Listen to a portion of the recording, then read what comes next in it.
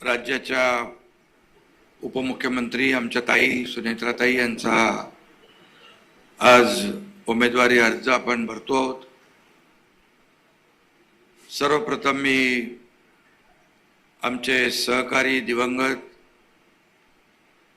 स्वर्गीय उपमुख्यमंत्री अजितदादा पवार यांना भावपूर्ण आदरांजली अर्पित करतो। खरं म्हणजे ही पोटनिवडणूक आपल्याला दुर्दैवाने लढवावी लागते आहे।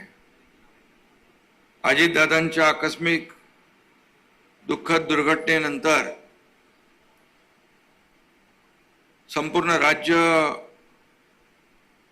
शोकसागरात बुडालं हे आपण सगळ्यांनी पाहिलं।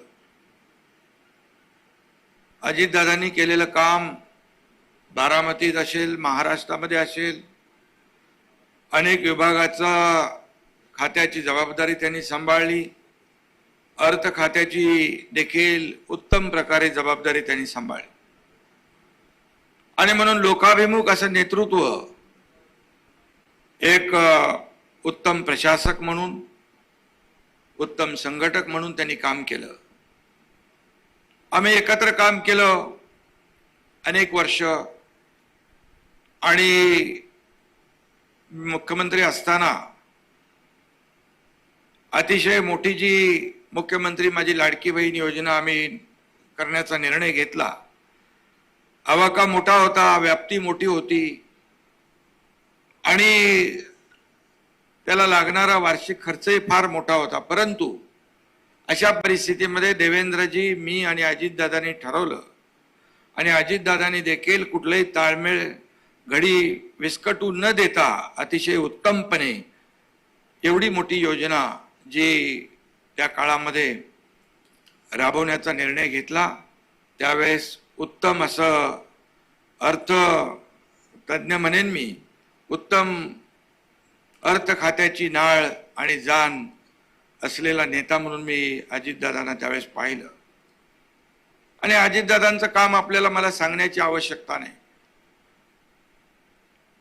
अतिशय वेळेवर, चोखपणे, सडेतोडपणा, स्पष्टवक्तेपणा त्यांच्या वागण्यातून, बोलण्यातून आपण पाहिलेला आहे आणि तेवढाच परखडपणा, स्पष्टपणा असताना देखील तेवढाच प्रेमळ स्वभाव देखील आपण पाहिला आणि म्हणून त्यांच्या जाण्याने एक मोठी पोकळी निर्माण झाली, वस्तुस्थिती आहे।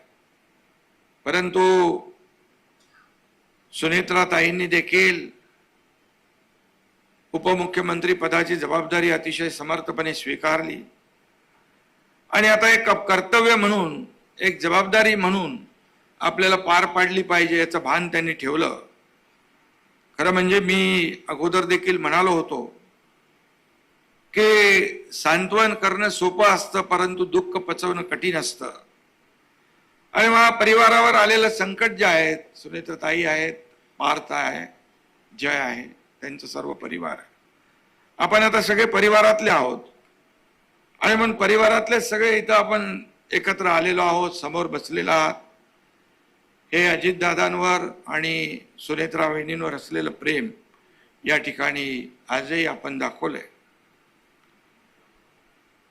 आणि या राज्याचा गाडा चालवताना या ठिकाणी देवेंद्रजी, मी आणि सुनेत्रा वहिनी आज अतिशय जबाबदारीने राज्याला आम्ही पुढे नेण्याचा प्रयत्न करतोय।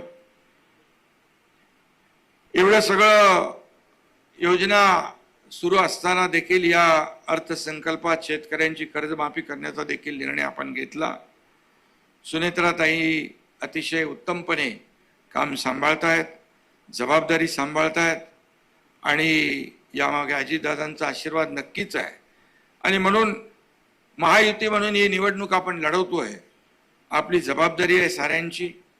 या भागामध्ये जे काम अजितदादांनी उभं केलं हे याच्या साक्षीदार सुनेत्राताई आहेत आणि म्हणून या भागातली जनता आज महायुतीच्या उमेदवार म्हणून सुनेत्राताईंच्या पाठीशी आहेत। अनेक संघटनांनी पाठिंबाही दिलाय, अनेक लोकांनी समर्थन दिलंय आणि ही निवडणूक बिनविरोध व्हावी अशी देखील आमची सगळ्यांची इच्छा होती. मी देखील म्हणालो की या राज्याची एक परंपरा आहे की अशा प्रकारची दुःखद घटना झाली, दुर्दैवी घटना घडली, विद्यमान आमदार सदस्य जेव्हा आपल्यातून जातो त्यावेळेस ही निवडणूक बिनविरोध व्हावी अशा प्रकारची एक परंपरा, प्रथा आहे, ती सगळ्यांनी पाळली पाहिजे असं आपल्या सगळ्यांची भावना आहे.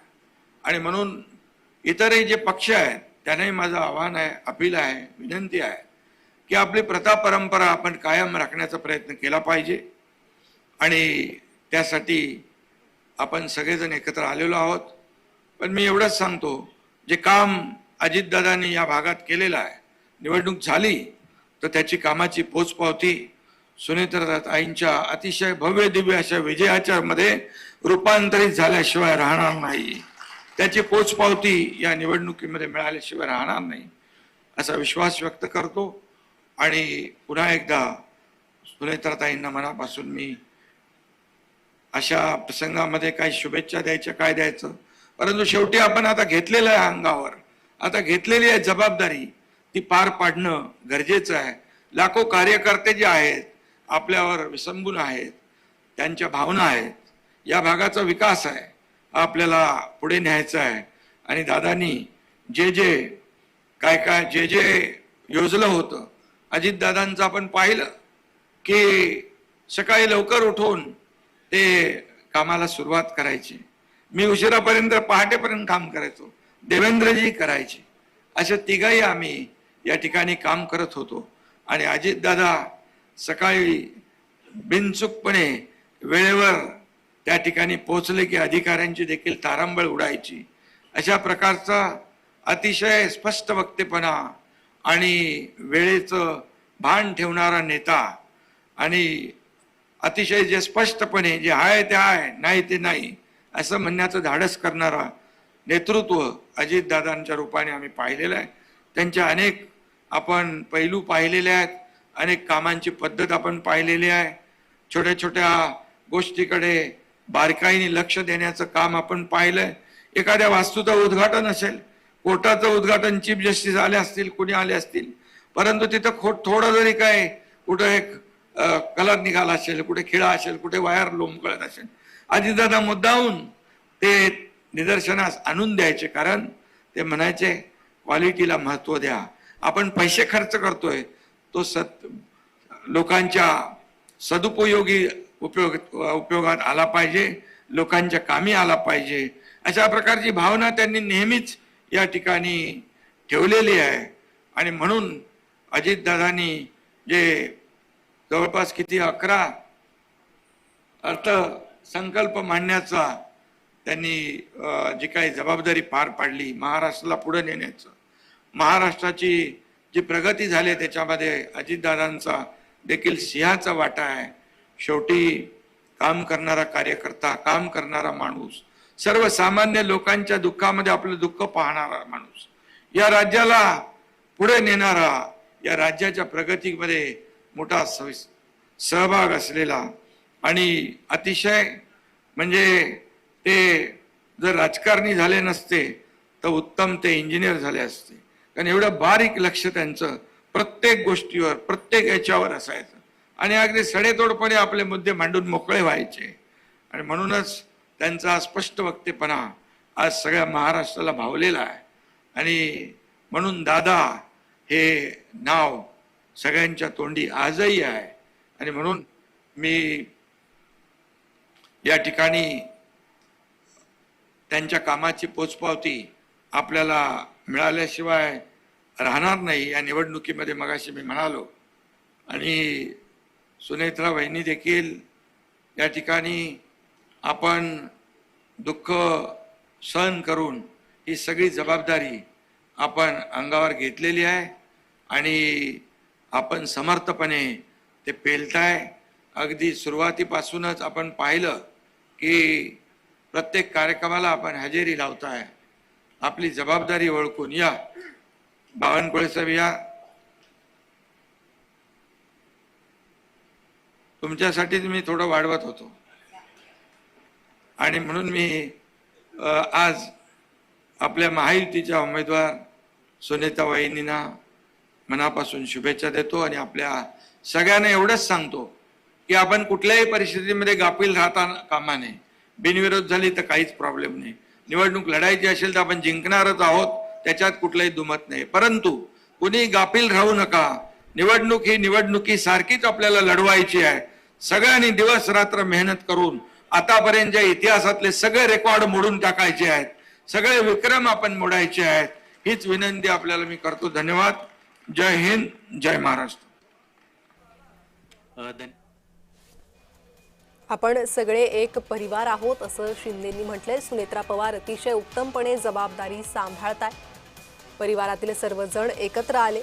बारामतीची जनता सुनेत्रा पवार यांच्या पाठीशी असल्याचं वक्तव्य उपमुख्यमंत्री एकनाथ शिंदेंनी केलंय. सांत्वन करणं सोपं पण दुःख पचवणं कठीण असल्याचं म्हटलंय.